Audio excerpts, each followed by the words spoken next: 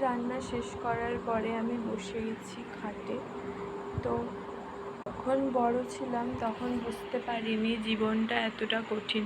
এই চার দেওয়ালের মধ্যে থাকতে থাকতে আমার জীবনটা অতিষ্ঠ হয়ে উঠেছে। ছোট ছিলাম যখন তখন এতটা বুঝতে পারিনি যে বড় হয়ে এতটা যন্ত্রণা সহ্য করতে। বুঝতে পারছি যে বড় হওয়ার জ্বালাটা কী, যন্ত্রণাটা কী। স্বার্থ ছাড়া মানুষ কাউকে চেনে না, আগেও চেনেনি, এখনও চিনবে না। তো কাউকে পুরোপুরি বিশ্বাস করাটা একদমই ঠিক না। তোমাকে ঠিক কষ্ট দেওয়ার জন্য তারা একদম রেডি হয়ে আছে। ছোটোবেলায় এক কথা বলবে আর বড় হয়ে গেলে আর এক কথা বলবে।